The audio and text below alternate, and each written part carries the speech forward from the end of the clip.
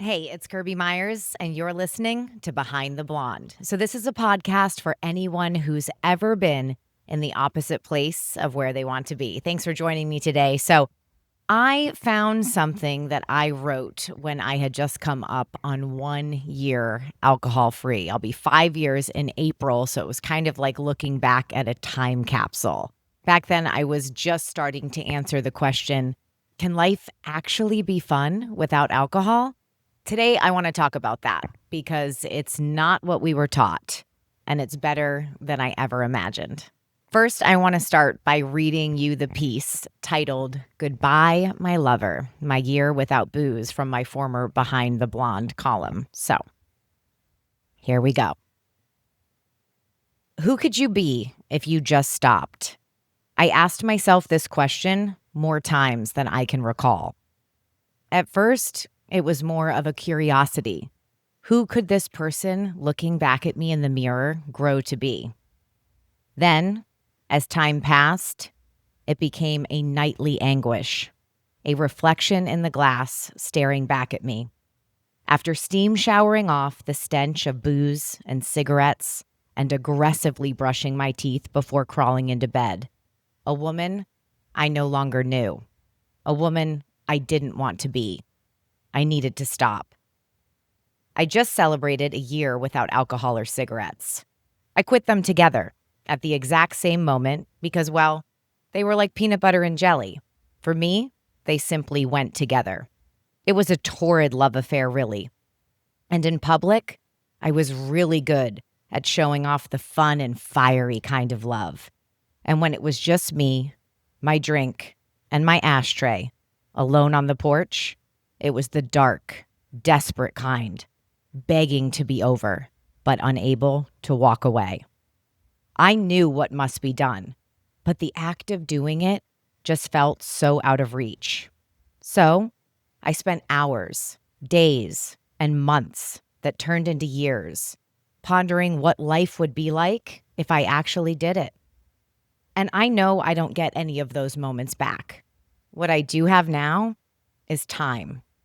And the beauty is that now time has seemed to slow down. It's as if there are more hours in the day, likely because I'm not wading through it with a head heavy of anxiety and exhaustion. Before I stopped, it seemed like the clock was always slowly trudging towards 6 p.m. when it felt appropriate to start drinking again. I remember being little and having big, wild, beautiful dreams about the life I would live and the things I would do when I grew up. I remember having endless energy, a mighty spirit, and a sincere desire for growth. Now, I feel that again, deep in my bones. Also, similar to feeling childlike, I have needed comfort more than ever. I find I have needed a figurative hand to hold as I navigate getting back to the woman I had always been underneath it all. I've learned that there is no singular path to recovery, and that it's okay to appreciate, yet decline, avenues that don't work for you. Most importantly, I need the woman I would look for in the bathroom mirror every night, the one who now has her eyes fully open, reminding me with her vibrant smile that she is fully present and finally home. Getting sober in your mid-30s is a funny thing. It's almost like learning how to walk all over again. How do I go to dinner with friends and not order a drink? How do I go to this wedding and be the total dance machine that I am? Questionable moves and all, without a few glasses of bubbly first. And oh my God, how the hell do I celebrate my birthday sober? At some point during adulthood, it becomes rooted in our brain that alcohol and fun are synonymous. But it's not all fun, is it? Over the last year, there were times I just stayed home. There were times when I sobbed and screamed on my knees. There were times I just went and breathed through it.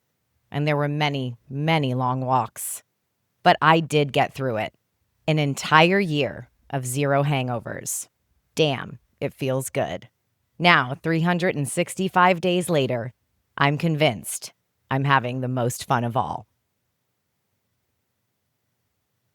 That was really kind of cool for me to go back and look at that. I used writing as a tool for so long, and I still do, but it grounded me, it saved me. It was something that I came back to almost daily when I was in the beginning process of giving up alcohol.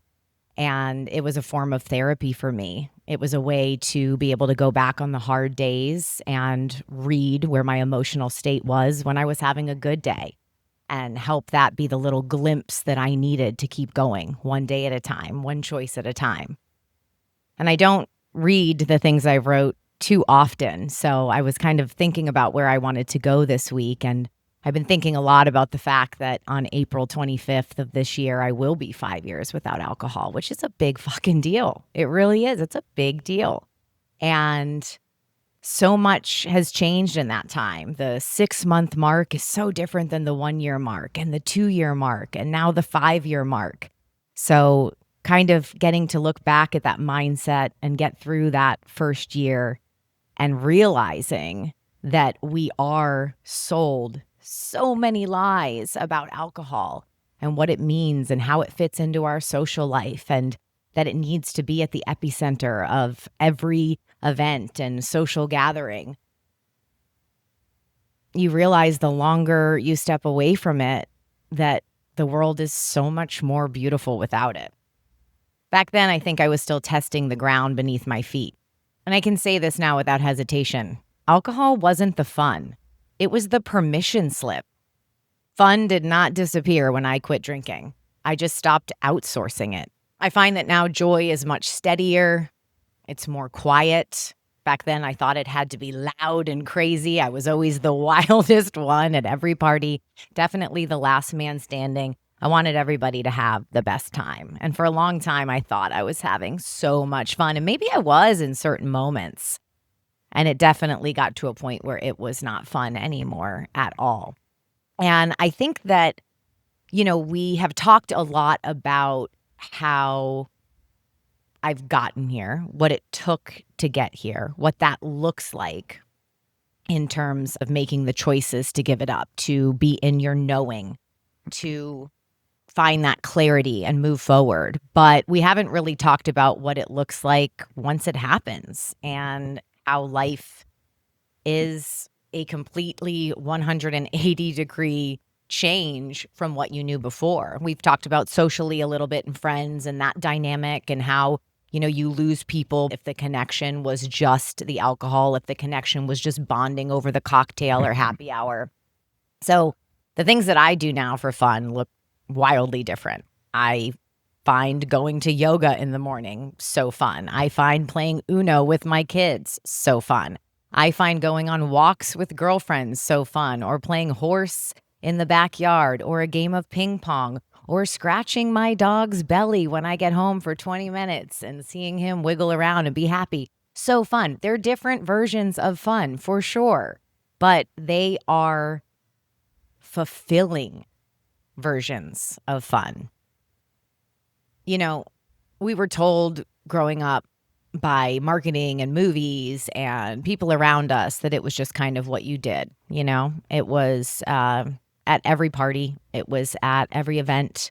It was at every celebration. That's one of the things that I find so bizarre now when I kind of look back and go, okay, so we have this big moment, whether it's a graduation or a job promotion or the birth of a child or whatever it may be, and we always celebrate with alcohol. And these are these amazing milestones in life. And then we drink to celebrate them. And then we wake up the next day and we're a little slower and we're a little sluggish, and maybe the night was a little blurry. Maybe it wasn't, but we still wake up the next day and we're not 100%.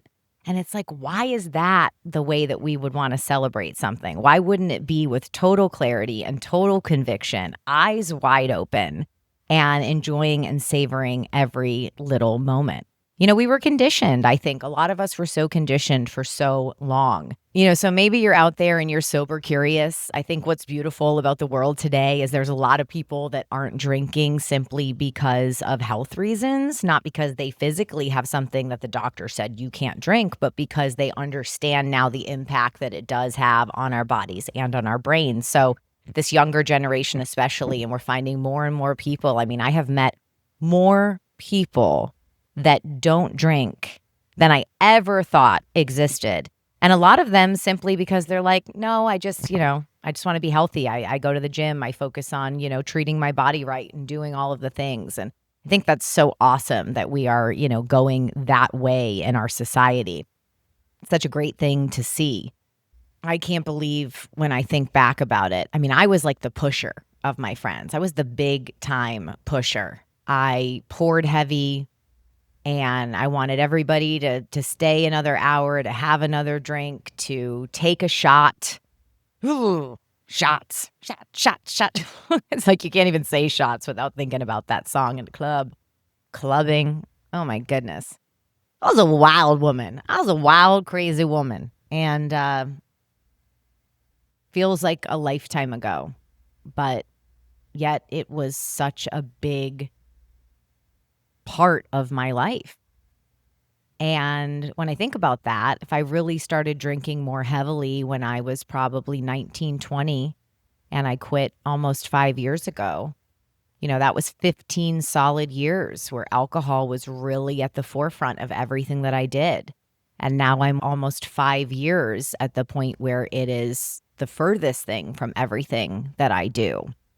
But these 5 years have been the most joy-filled, the most authentic, the most rewarding, and truly the most fucking fun that I've ever had in my life. Because I don't ever look in the mirror anymore and question whether I like the woman that's looking back at me. If you're in the beginning stages, I can definitely tell you if you're feeling anxious and you don't want to go out. I still don't want to go to the social events. I can tell you just in the last week alone, there's 2 times that I have stayed home because I just simply have not wanted to go. And this is interesting. I had this conversation with a girlfriend the other day, actually.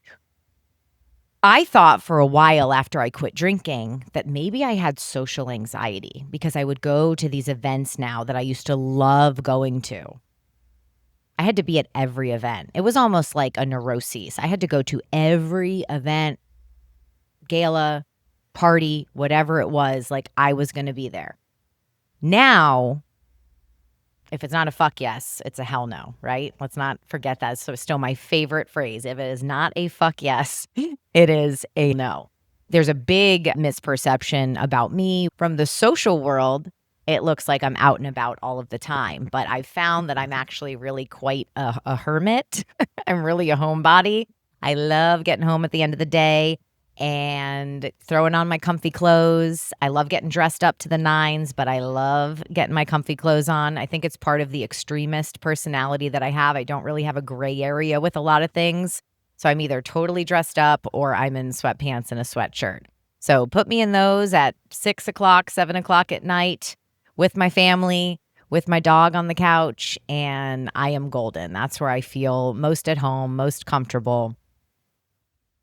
And so for a while after I quit drinking, I thought that maybe I had social anxiety because I would go to these events and I would make my rounds and I would talk to people. And of course, there's people that I would love to see and I would chit chat and catch up with. But a lot of the time, you're making small talk when you go to big parties or whatever it may be. So I would start to feel after a little while like I really wanted to go. Like my time limit, the clock had run out and I needed to go home at that point. And I'm like, do I have social anxiety? And the longer it's been, I've realized I just really don't have the capacity for small talk. I also find that a majority of people, not everybody, but there's a majority of people that if you stop asking questions, maybe it's my 16 years in radio, I don't know. I'm an interviewer by nature. So if I'm going to talk to somebody or if you sit me at a table and I'm next to somebody I've never met before, I'm going to find out what your social security number is, where your grandmother was buried and what your dreams were when you were a child. Not exactly, but you know what I'm saying. Not everybody does that. So I've tested it before where if I stop talking or I stop asking questions, then there's kind of like that uncomfortable silence. So I think for me, it's more, I don't want to say like I get bored, but you're just kind of sitting there. And if you're not having conversations that are meaningful, that are in depth, then that's not really where I want to spend my time. So I think for a while I was mistaking social anxiety for just not having the capacity for shallow conversations. And that sounds harsh. And again, that's not a sweeping comment. There's plenty of people when I go out that I see and I haven't seen for a while, and I'm so excited to catch up with in a corner. But it's far and few between. And when those conversations are over, I'm ready to kick off my shoes and go home and get comfy. So, we talk about having fun. To me, the most fun used to be being at the center of every event and gathering and party. And now the most fun is more often than not just being at home and playing a game or writing or reading a book. And again, everything looks different for everybody. You just kind of have to figure it out. I something I didn't write about in my 1 year was that I'll never forget. So I went with a girlfriend. We went out with a woman in town. Her name's Madeline, and she's got they call her Paddle and Madeline. She's got a paddleboard company. I went out with my friend Brittany at the time. We did a sunrise paddle because I wanted to do more things. I was like, yeah, I can now wake up at 5:45. I think we had to be there at 5:45. I was like, I can do that. Like, I don't have a hangover. Fuck yeah, let's go. And so we went out on this private paddle. We're in Key West, Florida. So you're talking about gorgeous waters. It was absolutely serene. And it was the most magical thing. We had this like family of dolphins surround us, not for a moment, but for a good amount of time. As the sun came up, these dolphins were just jumping in and out of the water. It was magical. So you know what I did? I went home and I bought 2 paddle boards the next day. Well, we don't live on the water. So I told myself that was going to be my new hobby, right? Because, I saw dolphins at sunrise. So obviously I was meant to go, blow a load on some paddle boards. They sat in my backyard. So when my year anniversary came up, I told my husband what I wanted to do was go do a sunrise paddle. So we got in the car. The sky looked a little funny that morning. He got them all packed up. We drove to get a cup of coffee first. And as soon as we got coffee, not only did the skies open up, but it was lightning and thundering and this crazy storm. And I was like, okay, so we're not paddleboarding on my 1-year anniversary, but that was all right. It didn't upset me. I was so happy to just have made that milestone and made that achievement. But the reason I bring that up is because I ended up giving my paddle boards away after I realized it just wasn't in the cards for me. Unless I lived on the water or had a canal in the backyard, I was not going to get up and paddleboard with dolphins on the regular, okay? That was like a beautiful, moment in time. But I kept trying new things. I kept trying to see what I liked and what stuck and what was going to be a part of, my day-to-day or my weekly routine that was my new normal, that was my new fulfilling kind of fun. So, just try new things. Don't be afraid, and if you've ever found yourself alone with your thoughts, wondering if life gets smaller if you were to give up alcohol, I promise you this, it gets bigger.